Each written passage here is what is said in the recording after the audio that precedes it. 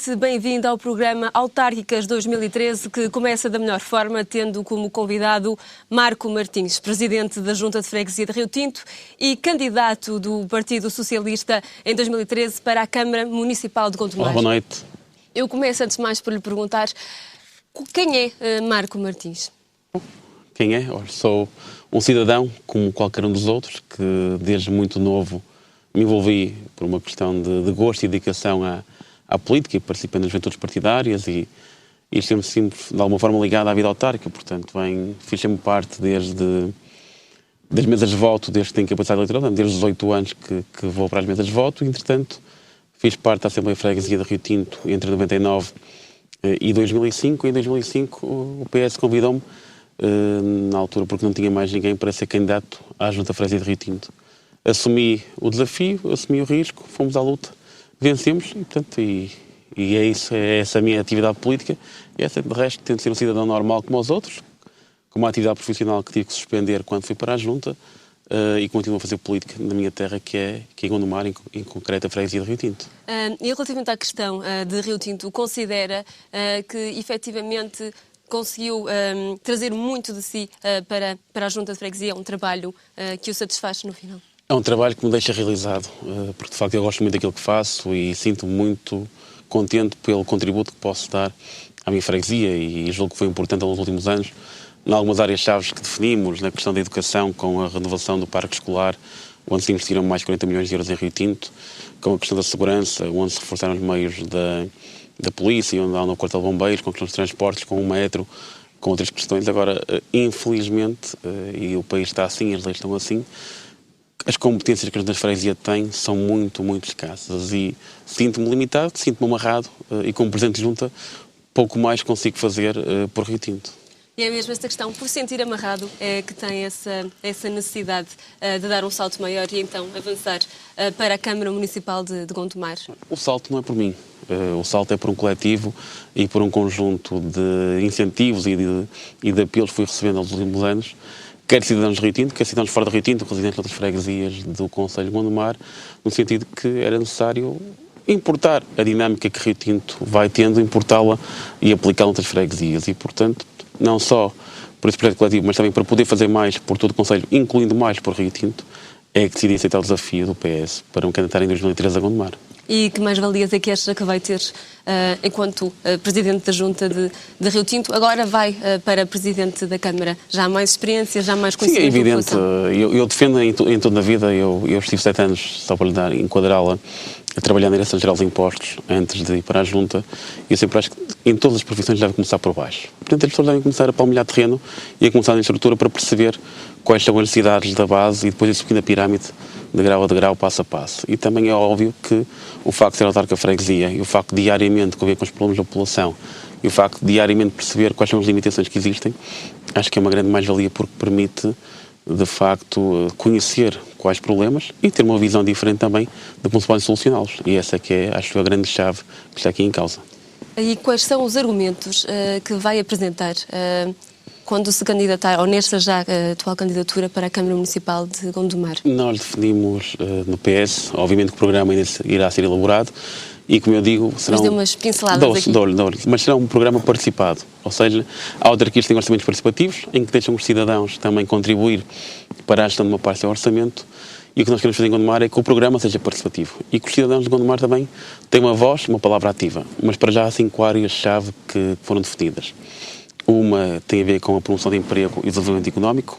Bem, vai-me dizer que isso toda a gente fará, como é lógico, mas há questões que se podem fazer. Gondomar teve nos últimos anos um grande alargamento em termos de infraestruturas rodoviárias e de mobilidade. Teve a linha do metro até Fanzes, portanto, a extensão Dragão, Venda Nova, e tem a A41, que faz parte da Circular Regional Exterior do Porto, que serve o Concelho, que atravessa o Concelho. Portanto, nós temos que criar incentivos à fixação do investimento. Como? Reduzindo taxas de construção para empregadores, diminuindo o IMI para aqueles que criam postos de trabalho para a população local e criando um gabinete de empreendedorismo na Câmara, por forma que a Câmara seja um agente mobilizador do investimento e não um agente dificultador. Claro que, cumprindo a lei e cumprindo os regulamentos em vigor, a Câmara tem que facilitar e há que criar um gabinete do empreendedorismo, que é uma coisa que no terceiro maior Concelho da área metropolitana do Porto, que é Gondomar, não existe. Essa é uma forma de atrair investimento e de criar emprego. Uma outra área que é preciso apostar, nós vimos é na qualificação do espaço público. Cada vez mais nós vemos que o cidadão escolhe o local por onde vai morar, não só pela rede de transportes, não só pelo custo de habitação, mas também por aquilo que lhe oferece na cidade, ou no território, ou no concelho, por onde pretende ir. E nós em Gondomar temos um déficit muito claro do espaço público. Não há zonas verdes, não há enquadramento urbano naquilo que são as atividades da população e não há coisas tão simples como uma pista de footing, uma ciclovia para as pessoas poderem circular, porque são subvalorizados os recursos que temos. E, portanto, a qualificação do espaço público, aliado também à valorização dos recursos naturais, é uma prioridade. Porquê? Gondomar tem, por um lado, 30 km de marginal de Rio Douro que estão subaproveitados. No outro dia estive a assistir a uma prova de canoagem na praia de Marecos, em Jovinho, e, portanto, do lado de Gondomar, viam centenas de atletas, estavam num tolo de terra batida a assistir e a aceder ao rio, quando do outro lado, em Gaia, havia um cais, uma pequena infraestrutura, e, portanto, é necessário rentabilizar também a orla fluvial, valorizando o recurso que é o Rio Douro. E também, num âmbito de um outro projeto metropolitano, que envolve a nossa Gondomar, mas com Paredes e Valongo, fazer o já há muitos anos projetado Parque Paleontológico do Grande Porto, que aproveita parte da Serra da Boneca, da Serra de Pires e da Serra de Castiçais, criando trilhos naturais, percursos e zonas também para a prática de algum desporto motorizado radical. Isso não custa dinheiro, estamos a falar de algumas placas de sinalização, de regularização de um ou outro caminho, e são fatores de atração do investimento. Portanto, já lhe falei da questão económica, da questão do ambiente, da questão do espaço público. Tenho que falar também mais de duas áreas, e que serão compromissos. Uma tem a ver com mobilidade.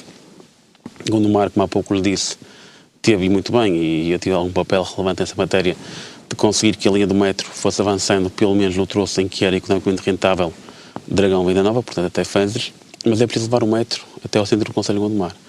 E a segunda fase da expansão da rede do metro do Porto terá que avançar necessariamente com a ligação Campanhã, Freixo, Valbom, São Cosme.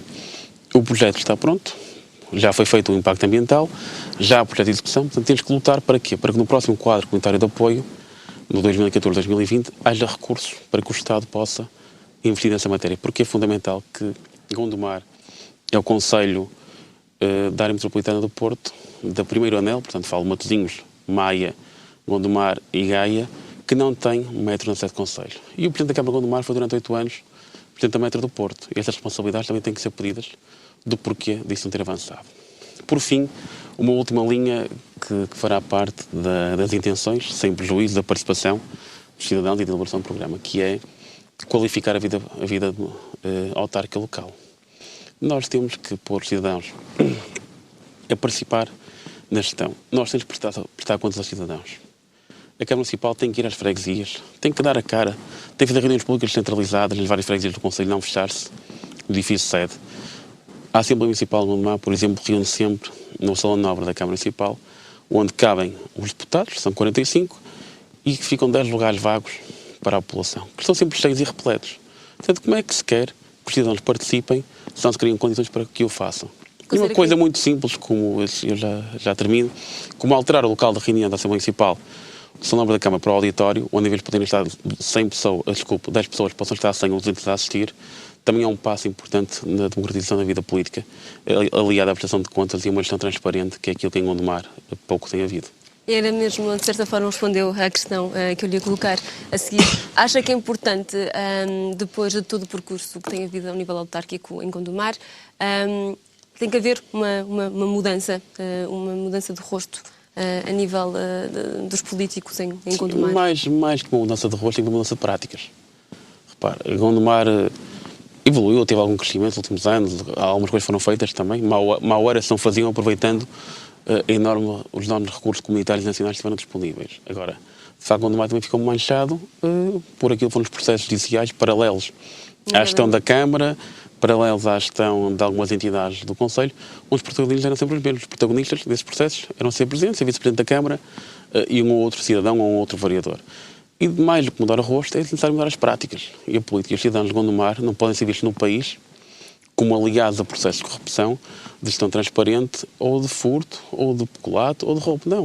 Os cidadãos de Gondomar são, como qualquer outro do país, cidadãos do plano direito e têm que ser representados também por alguém que esteja isento e limpo desse tipo de políticas. E cabe a um Presidente prestar contas também à população daquilo que é feito?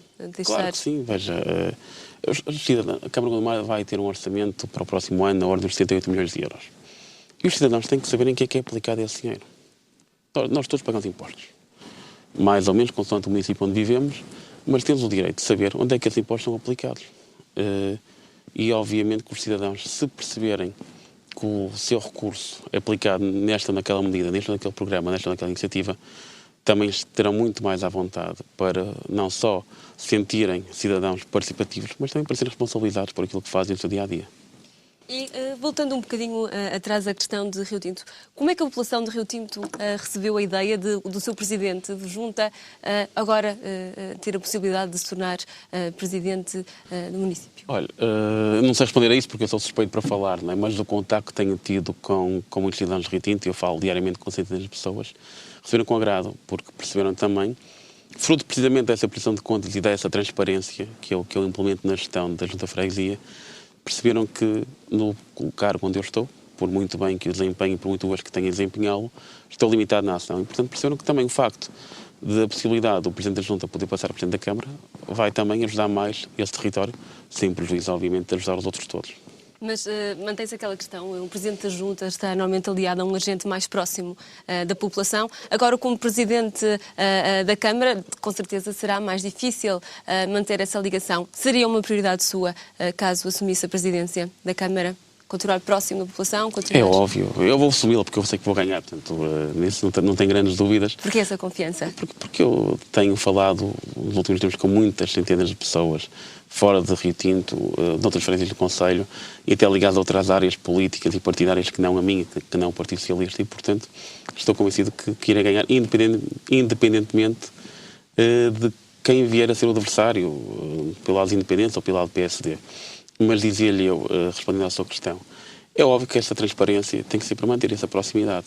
Nós não podemos, e é óbvio que haverá cargos que têm que ser mais exigentes do que outros, mas não podemos deixar de ser quem somos. E é isso que eu tenho praticado no meu dia-a-dia, que é o Marco Martins, que é o cidadão que muita gente viu crescer, continua a ser a mesma pessoa que para na rua, que fala, que atravessa a rua e que atende toda a gente. É lógico que um Presidente de Câmara também tem que, noutra dimensão, tem esse papel. Mas Gondomar é o extremo negativo daquilo que acontece, porque o Presidente de Câmara não é próximo de ninguém. E, naturalmente, que se eu vencer, e estou convencido de que vou vencer, como lhe disse, que pretendo continuar a manter esta proximidade. Veja, e eu vejo, às vezes, algumas notícias em alguns jornais, que o Presidente da Câmara X ou Y, que tem 10 ou 15 mil habitantes, que até pelo Facebook responde às pessoas. Eu tenho 60 mil e faço isso há 2 anos, desde que há Facebook. As pessoas colocam um problema por e-mail, pelo Facebook, por carta, têm uma resposta em 24, 48 horas no limite máximo. Portanto, e essa proximidade, sempre com clareza e transparência, que nós também temos que manter na Junta, na Câmara, e seja onde for que estivermos. Eu passava agora também para outra questão que tem sido polémica também, sobretudo nestes novos tempos. Eu sei que foi dirigente durante, ou ainda é dirigente da ANAFRE. Uhum. Como é que vê a questão da fusão das freguesias, um tema tão sensível para a população, e que postura é que assume? Muito fácil. É um disparate.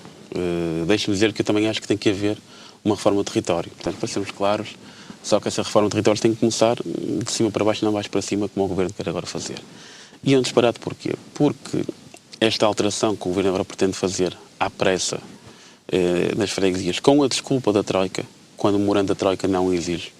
O memorando da Troika diz que tem que se reduzir autarquias. E autarquias em Portugal temos 4.567, que são 308 municípios, e 4.259 freguesias. E o Governo só apostou, enfim, no elo mais fraco, muito bem expressão.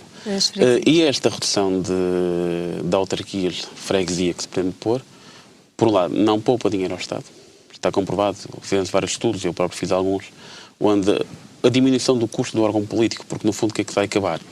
Vai-se acabar com o Presidente da Junta, com o Executivo e com a Assembleia de Freguesia. Portanto, no limite máximo, está-se a uma poupança entre 9 a 25 mil euros por ano, isto para a freguesia mais pequena 9 mil, para a freguesia de maior dimensão 25 mil euros. Portanto, vai-se poupar este dinheiro por ano. Mas vai-se aumentar muito nos custos operacionais. Porque se houver uma união de freguesias em que um executivo, um presidente tenham mais território, gasta mais tempo em deslocações, gasta mais dinheiro em deslocações, os funcionários têm tempos mortos para deslocarem de uma ponta para outra freguesia com um período de deslocação maior, e tudo isto vai trazer mais dinheiro à máquina, mais custos à máquina do que aquilo que poupa. Isto em termos da gestão do órgão. Porque depois há aquela questão da proximidade que deixa de existir, há a questão do relacionamento que se perde, e terá custos económicos e sociais a médio e longo prazo muito significativos. Até admito que na zona urbana isso não se nota tanto, aqui no Grande Porto, mas fomos para o interior do país, para o Alto Minho, ou para o Alto Douro, ou para o Alentejo, onde as pessoas já perderam a GNR, a escola, o centro de saúde, os correios, já têm lá a junta e vão deixar de o ter. É completamente absurdo. Só para dar um exemplo, em Bragança, e para concluir, há freguesias que com esta união proposta, a sede da junta passa a estar a mais de 30 km do local. E 30 km em linha reta, mas por estradas sinuosas, com curvas, com altos e baixos. Portanto, esta reforma não tem sentido de o ser e não vai trazer poupança ao Estado. Se o trouxesse, ainda o admitia. Agora assim não. Mas enquanto dirigente da NAFRE, na altura que esta ideia do Governo foi lançada cá para fora, foram muitos presidentes da Junta que consideraram também que a NAFRE não estava a fazer o suficiente para fazer ouvir as suas vozes. Concordam com isso? É engraçado que a maior parte desses meus colegas que fizeram essa crítica à NAFRE nem sequer são sócios da NAFRE. Portanto, não têm grande legitimidade para falar, até porque nos municípios, as 308 câmaras do país são todas associadas da Associação de Municípios Portugueses. Na NAFRE há 35% das juntas de freguesia que não o são. E a NAFRE deu a resposta naquela manifestação em 31 de março de 2012, quando juntou mais de 200 mil pessoas em Lisboa e contava juntar 40 mil. Portanto, está aí a resposta da atuação da NAFRE. Sinto muito bem essa função.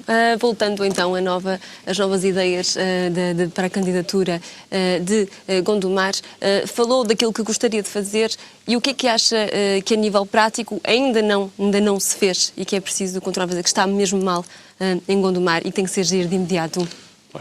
Há algumas áreas que têm que se atacar com muita rapidez. Uma é aquela questão da atração de investimento e de a Câmara ser um meio facilitador, cumprindo a lei, reforço que é importante isso, mas também permitindo que haja atração, porque Gondomar agora está muito perto do sul do país, com a nova ligação para atravessar o Douro através da CREP, está muito perto da BCI através da BC29 e temos que fixar investimento. Portanto, isso é uma coisa que tem que ser mudada urgentemente. Outra questão que é prioritária é o ordenamento do território. Gondomar tem um plano diretor municipal que foi aprovado em 94 e caducou em 2004. O PDM tem vigência de 10 anos. E 2004 até agora não houve alteração qualquer, não houveram diligências para se alterar isso.